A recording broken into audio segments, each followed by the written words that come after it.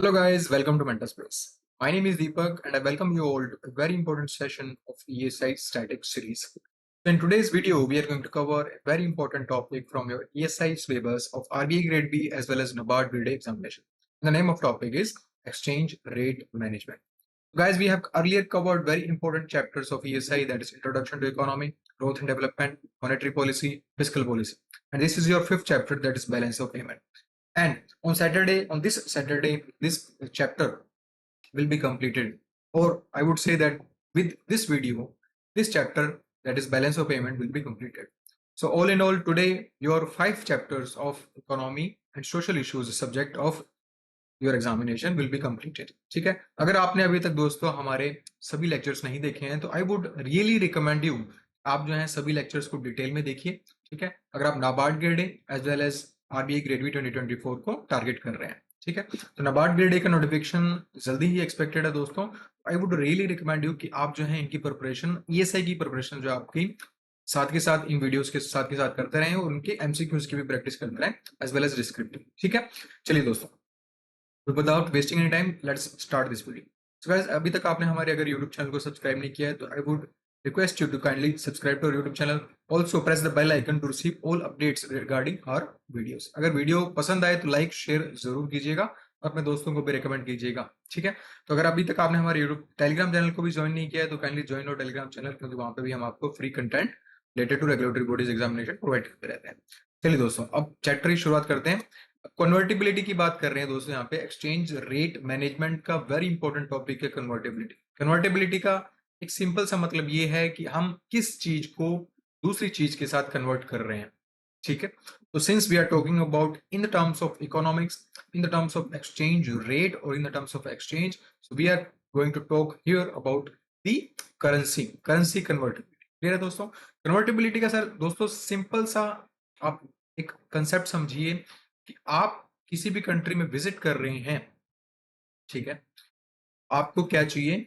उस कंट्री का पैसा चाहिए। ठीक है, अब वो आप पैसा कितना कन्वर्ट कर सकते हैं, that is known as convertibility. Clear है?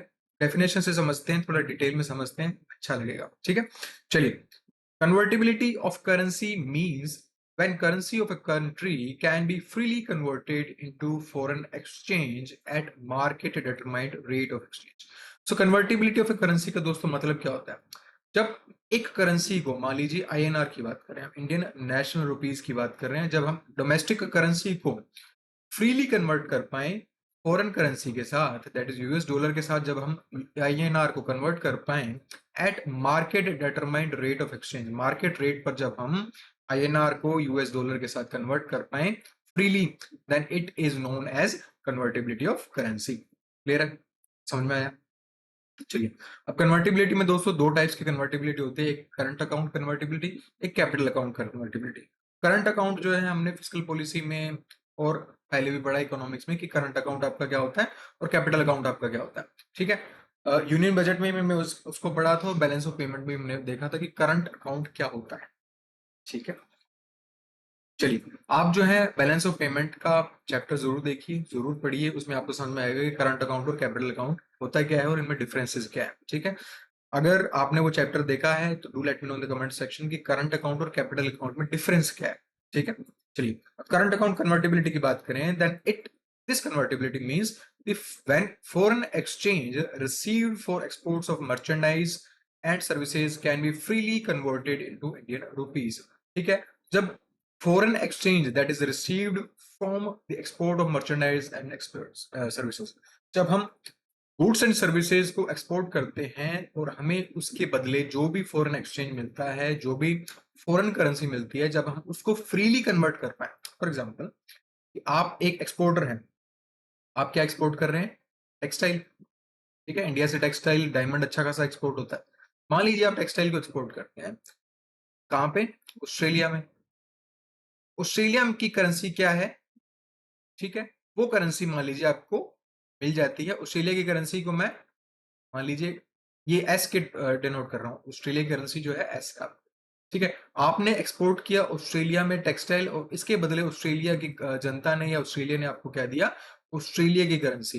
अब ऑस्ट्रेलिया की करेंसी जो है वो आपके इंडिया में काम तो आने वाली नहीं है, आपको क्या करना पड़ेगा, उसको इंडिया की करेंसी में कन्वर्ट करना पड़ेगा, दैट इज INR में। ठीक है, now this is export of some goods to some country, so this will come under the current account. सो करंट अकाउंट के अंदर आया। अब जब हमने एक्सपोर्ट किया उसको, वो करंट अकाउंट के अंदर वाली चीज थी, गुड्स एंड सर्विसेज थी, जिसको हमने फॉरेन कंट्री में एक्सपोर्ट किया। ठीक है दोस्तों, फिर उस कंट्री ने हमें जो था उसकी करेंसी में पेमेंट कर दी। अब उस पेमेंट को जब हम INR में कन्वर्ट करेंगे तभी वो हमारे काम आने वाली है। तो जब हम उसको फ्रीली कन्वर्ट करते हैं इंडियन रुपीज में, या वहां से हम चीज मंगवा रहे हैं, और जब हम INR को ऑस्ट्रेलियन करेंसी में कन्वर्ट करते हैं, दैट इज वाइस वर्सा। जब हम INR को ऑस्ट्रेलियन डॉलर में और ऑस्ट्रेलियन डॉलर को INR में कन्वर्ट करते हैं for the services, that is goods and services का एक्सपोर्ट या इंपोर्ट करके, then it comes under the current account convertibility. Clear है दोस्तों, समझ में आया सबको? ठीक है। So during the mid 1990s, so mid 1990s में क्या हुआ था कि the rupee was fully made current account convertible. ठीक है, operationalized on 19th of August 1994. ठीक है, so it was made fully account convertible, current account convertible on 19th of August 1994. ठीक है, for all trading activities, for all remittance and for all invisible। invisible की मतलब यहाँ पे क्या हो गया दोस्तों, सर्विसेज। तो सर्विसेज से जो भी हमें पेमेंट हो रही है उसका फुल करंट अकाउंट कन्वर्टिबिलिटी आपको मिलेगी। Clear?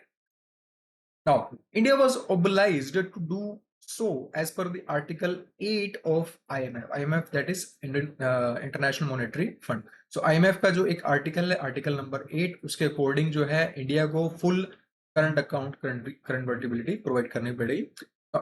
This prohibits any exchange restrictions on current international transaction. Keep in mind that India was under preconditions of IMF since 1990. तो 1991 में दोस्तों क्या हुआ था कि LPG रिफॉर्म्स आए थे, that is liberalisation, privatisation, globalisation. उसमें क्या हुआ था, IMF ने कुछ कंडीशंस रखी होंगी इंडिया पे।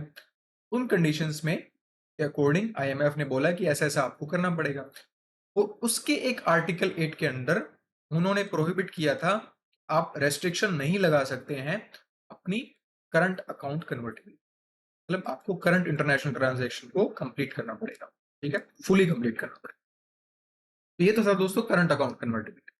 Convertibility that is related to current account is known as full account convertibility. ये थोड़ी सी आप ध्यान में रखना, बट आपको डेफिनेशन अगर पूछी जाए तो ऑब्जेक्टिव क्वेश्चन आता है उससे रिलेटेड, तो आपको ये डेफिनेशन याद रखनी है, that is mention on your screen. Clear है? अब कैपिटल अकाउंट कन्वर्टिबिलिटी की जब हम दोस्तों बात करते हैं, then it is related to capital flows. ठीक है, that is flows of a portfolio capital, direct investment flows and flow of a borrowed fund. ठीक है, अब कैपिटल अकाउंट क्या होता है, that decrease asset of a country, जो हमारे ऊपर एक लाइबिलिटी लेके आए। बैलेंस ऑफ पेमेंट को अच्छे से पढ़ोगे समझ में आएगा, करंट अकाउंट कैपिटल अकाउंट निकलता है। ठीक है, capital account that create liabilities. Liability को कैसे क्रिएट होती है, जब हम बोरो करते हैं इंटरनली और एक्सटर्नली। एक्सटर्नली कहाँ से बोरो करते हैं, फॉरेन कंट्रीज से, फॉरेन ऑर्गेनाइजेशन से, इंटरनेशनल ऑर्गेनाइजेशन से, एक्सेट्रा। ये क्या करते हैं, हमारे ऊपर एक लाइबिलिटी क्रिएट करते हैं। ठीक है, एसेट भी रिड्यूस होता है हमारे उससे। ठीक है, तो that is known as current account. ठीक, कैपिटल अकाउंट सॉरी। तो capital account convertibility is related to capital flows. ठीक है, it is a currency which is freely convertible into foreign exchange and vice versa at market determined exchange. तो अगर हम capital account जब हम convertibility कर रहे हैं in respect of capital flows, then it is known as capital account convertibility. Clear है?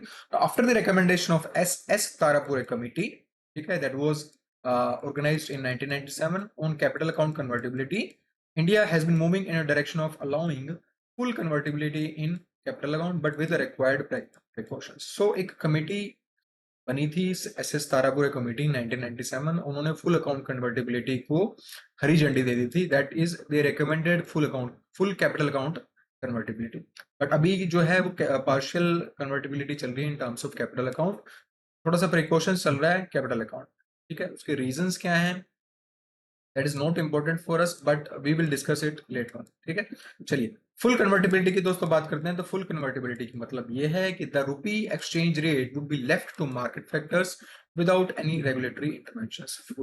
Full convertibility का मतलब ये है कि अगर हम मार्केट रेट पे रूपी को या डोमेस्टिक करेंसी को या किसी भी करेंसी को कन्वर्ट कर पाए, एक्सटर्नल करेंसी से या इंटरनल करेंसी से, फिर है दोस्तों विदाउट एनी रेगुलेटरी इंटरवेंशन, मतलब without any government intervention, without any central bank intervention, then it is known as full convertibility.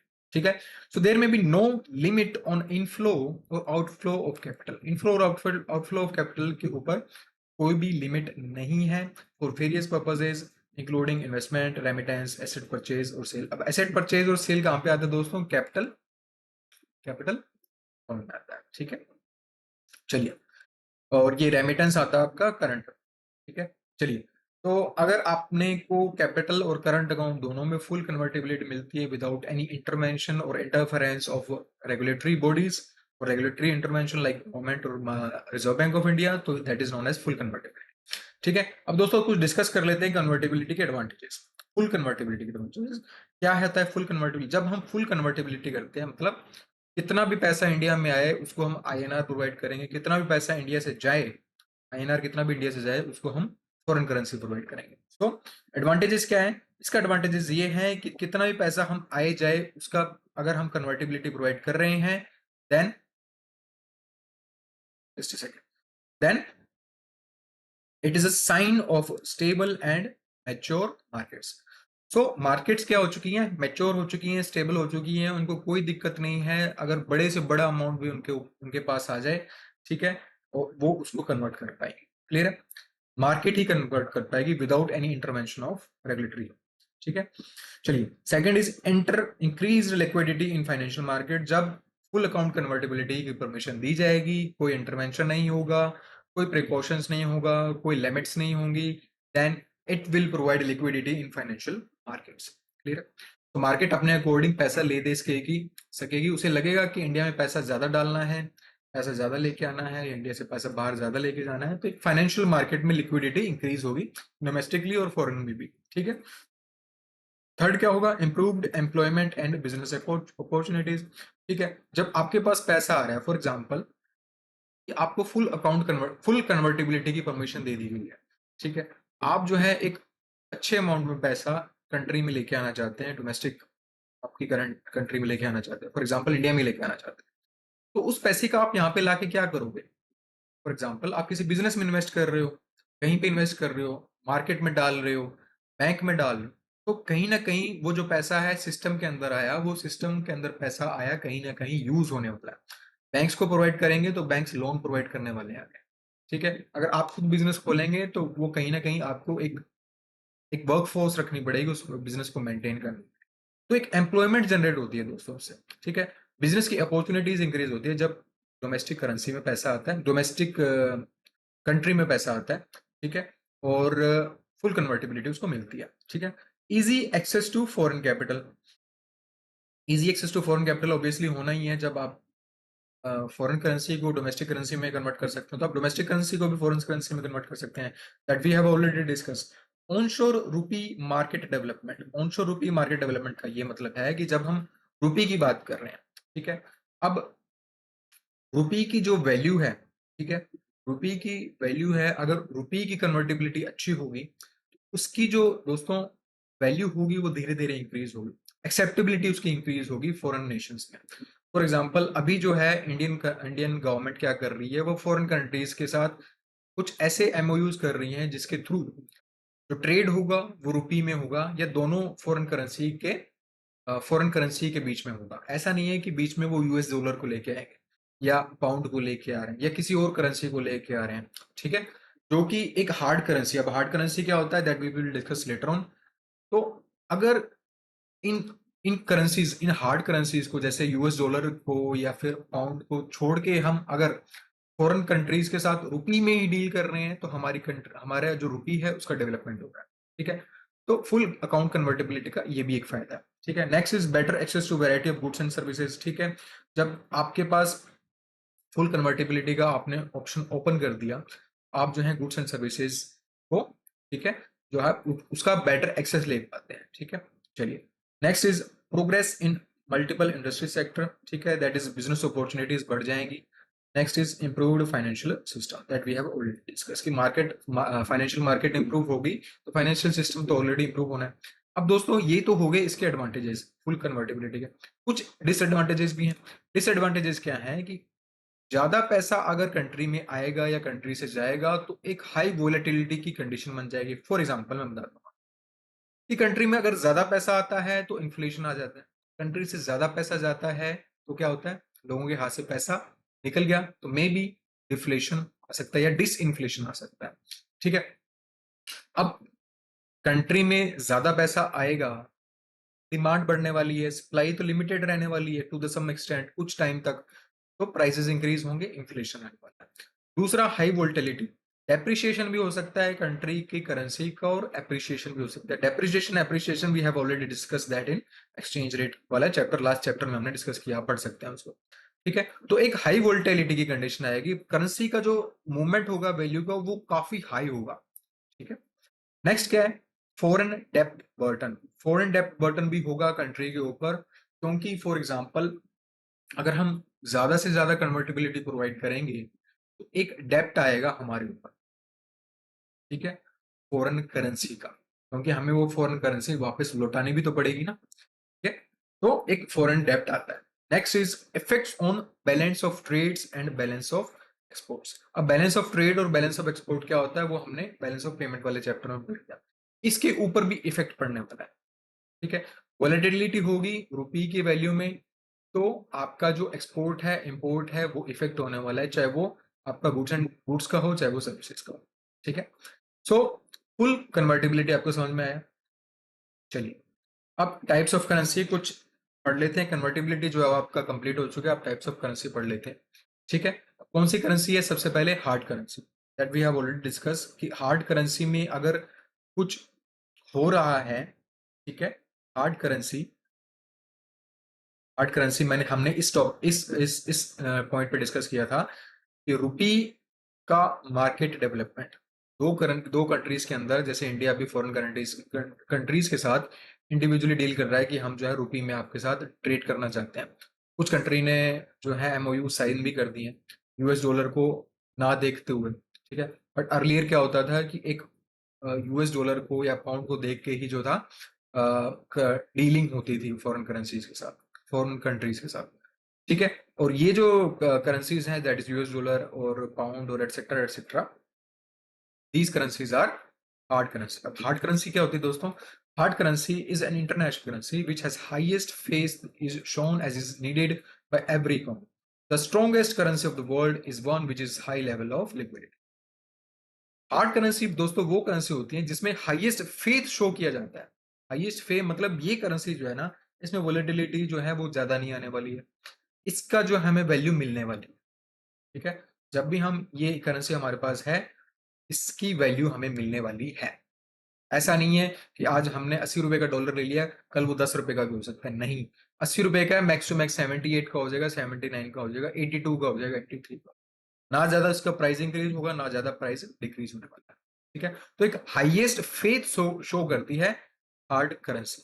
ठीक है, और ये करेंसी दोस्तों क्या होती है, एक स्ट्रॉन्गेस्ट करेंसी होती है वर्ल्ड के अंदर। क्यों, इसके साथ हाई लेवल ऑफ लिक्विडिटी जुड़ा होता है। High level of liquidity obviously जुड़ा होगा बिकॉज इसमें हाईएस्ट फेथ होता है। US dollar is an hard currency, pound is an hard currency.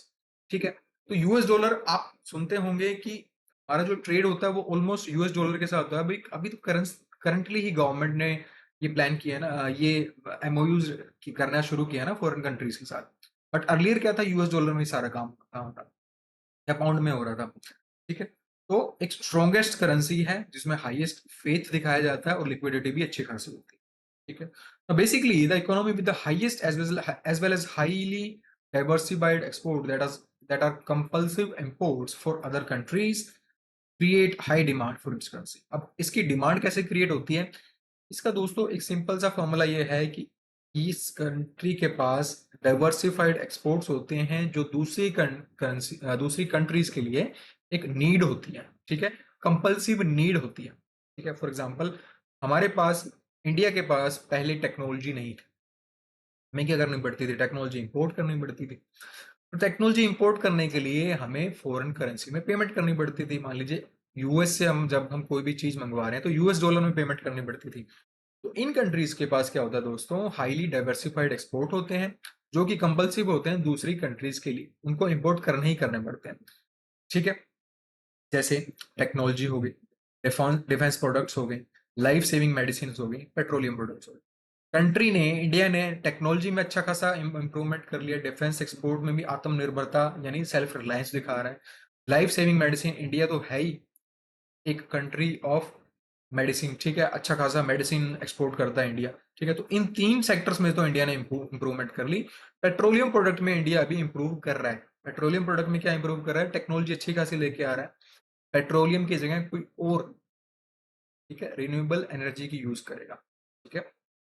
तो पेट्रोलियम का यूज भी कम हो जाएगा। इससे क्या होगा, रुपये की जो मार्केट में जो फेथ है वो इंक्रीज होगा, और we are moving towards currency of hard currency, ठीक है। तो हमारी करेंसी में फेथ धीरे धीरे डेवलप हो रहा है कंट्रीज के अंदर, इसीलिए वो एमओयूज साइन हो रहे हैं।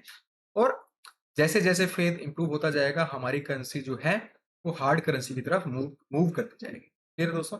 चलिए अब सॉफ्ट करेंसी की बात कर लेते हैं। तो हार्ड करेंसी का अपोजिट इज सॉफ्ट करेंसी, जिस जो एक हाइपर सेंसिटिव और एक करेंसी है जो फ्लक्चुएट करती रहती है, ठीक है।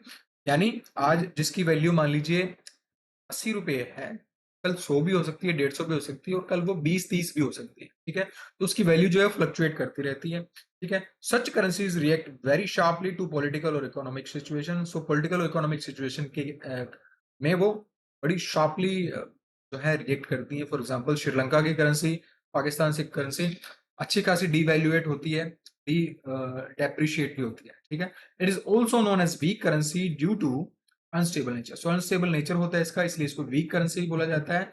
और ये जो करेंसी है दोस्तों, ये आपको डेवलपिंग कंट्रीज में ज्यादा देखने को मिलेगी, ठीक है। Now these currencies are least preferred for international trade और holding reserves. तो कंट्रीज जो है वो रिजर्व होल्ड करने में या इस करेंसी में ट्रेड करने से बचते हैं, ठीक है। आप याद कीजिए, आरबीआई का जो रिजर्व है वो कौन सी करेंसी में है, यूएस डॉलर में। जब भी पढ़ लेना आप न्यूज में, यूएस डॉलर में बात करेंगे कि इंडिया के अभी का करंटली अराउंड 600 बिलियन डॉलर के अराउंड है, ठीक है। वो डॉलर कौन सा है, यूएस डॉलर है, ठीक है। दूसरे टाइप्स क्या है करेंसी के, हॉट करेंसी है, ठीक है। Hot currency is a currency that signifies the quickly and regularly moves between financial markets. So financial markets के अंदर क्विकली और रेगुलरली मूव करती रहती है, ठीक है, इसलिए इसको हॉट करेंसी बोलते हैं, क्योंकि इसका मूवमेंट जो होता है वो दोस्तों क्विक होता है, ठीक है, और रेगुलर होता रहता है। तो it continuously shift from countries with low interest rate to those of high interest rate, ठीक है। तो लोग जो है वो पैसा कमाते हैं, इधर से उधर पैसा डालते रहते हैं, इस कंट्री से उस कंट्री में। जहाँ पे लो इंटरेस्ट मिल रहा है वहां पे कम रखते हैं, जहाँ पे ज्यादा इंटरेस्ट मिल रहा है वहां पे ज्यादा पैसे डाल देते हैं, ठीक है। तो ये जो है हॉट करेंसी जो है मूव करती रहती है फाइनेंशियल मार्केट्स के अंदर। So this transfer effect of exchange rate and potentially impact currencies balance of payment को इम्पैक्ट करती है। अब दोस्तों हॉट मनी की एक और बात पढ़ लेते हैं, that is hot money is a term of forex market and it is temporary name for hard currency. Hard currency का एक टेम्परेरी नेम है। कैसे? हॉट मनी हार्ड करेंसी का टेम्परेरी नेम। हार्ड करेंसी के इसमें सारी की सारे फीचर्स हैं, बट इसको हॉट इसलिए बोला जाता है क्योंकि इसकी मूवमेंट जो है वो थोड़ी क्विक और रेगुलर है, ठीक है। चलिए अब हीटेड करेंसी की बात कर लेते हैं। Heated currency is a term that is used in forex market to denote the domestic currency which is under enough pressure or heat of depreciation. तो वो करेंसी, ठीक है, domestic currency that is under enough pressure, जिसके ऊपर pressure हो, ठीक है, depreciation, कि वो कभी भी डेप्रिशिएट कर सकती है, ठीक है, due to hard currencies high tendency of economy. For example मैं आपको बताता हूँ, जैसे आईएनआर की बात कर रहे हैं। आईएनआर के हम ऊपर हम प्रेशर डाल रहे हैं, प्रेशर डाल रहे हैं, किस चीज का इसके ऊपर प्रेशर आएगा, कि कंट्री से जो है वो यूएस डॉलर जो है वो बाहर जाएगा, एग्जिट कर रहा है। तो ये जो है इसके ऊपर प्रेशर आ रहा है, प्रेशर आ रहा है। इससे क्या होगा, इसके ऊपर एक डर रहेगा, इसके ऊपर एक, ठीक है, इसके ऊपर एक डर रहने वाला है कि वो कभी भी डेप्रिशिएट कर सकती है। So this currency is known as heated currency, ठीक है। Now, since it becomes hot, it is also known as currency under heat and under hammering, ठीक है। दूसरे नाम भी याद रखना, करेंसी अंडर हीट और करेंसी अंडर हैमरिंग, ठीक है। और क्या टाइप से करेंसी के, that is cheap currency. If a government starts repurchasing its bonds from their maturities, the money which flows into the economy is known as cheap currency. For example, domestic country में क्या होता है दोस्तों, government और banks के बीच में क्या रहता है, थोड़ा बहुत चलता रहता है। हमने पढ़ा था सीआरआर, एसएलआर, ठीक है। गवर्नमेंट को जब पैसा चाहिए तो गवर्नमेंट सिक्योरिटी सेल करती है, जब उनको पैसा चाहिए, बैंक्स को पैसा चाहिए, वो सिक्योरिटीज सेल करते हैं। कैसे भी तरीके से सिक्योरिटीज का ऊपर नीचे होता रहता है। अब चीप करेंसी का मतलब ये होता है जब गवर्नमेंट ने बॉन्ड्स जो सेल कर रखे हैं मार्केट के अंदर, ठीक है, वो उसको रीपरचेज कर रही है और वो जो पैसा है वो उनको वापस दे रही है, ठीक है। तो जो पैसा बैंक्स के पास या इंस्टीट्यूशन के पास वापस जा रहा है by repurchasing of those bonds that has been sold by the government earlier, then the currency which flows into the economy is known as cheap currency। ठीक है, सो चीप मनी भी बोला जाता है। बैंकिंग इंडस्ट्री में इसका नाम क्या होता है दोस्तों? इसका मतलब ये है कि that is period of comparatively lower और सॉफ्टर इंटरेस्ट रेट। हमने पढ़ा था repo rate, reverse repo rate. Market में ज्यादा पैसा गवर्नमेंट को डालना है तो इंटरेस्ट रेट कम कर देगा, ऐसे ही तो इंटरेस्ट रेट कम कर रहा है वो, ठीक है। चलिए, चीप करेंसी का मतलब समझ में आया। डियर करेंसी का मतलब इससे कंप्लीट उल्टा, जब गवर्नमेंट बॉन्ड जो है इशू करके बेच रही होती है और लोगों से पैसा लेती है, इंस्टीट्यूशन से पैसा लेती है, बैंक से पैसा लेती है, तो जो पब्लिक से या इंस्टीट्यूशन से पैसा गवर्नमेंट के पास आ रहा है that is known as dear currency और डियर मनी, ठीक है।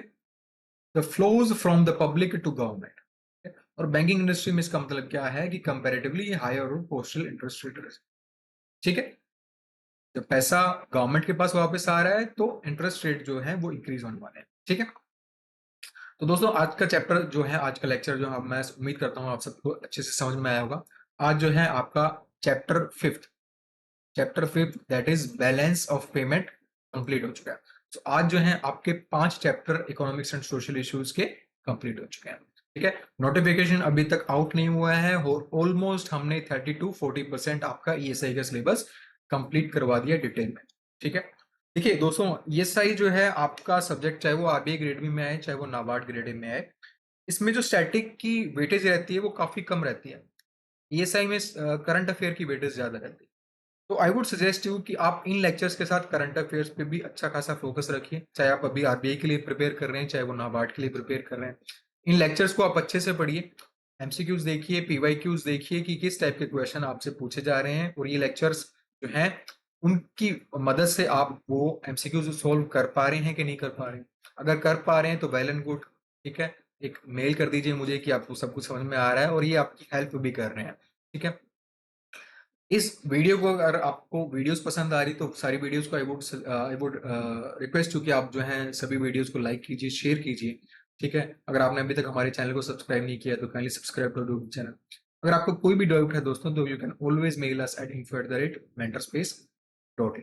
ठीक है दोस्तों, चलिए फिर मिलते हैं अगले वीडियो में। Till then prepare.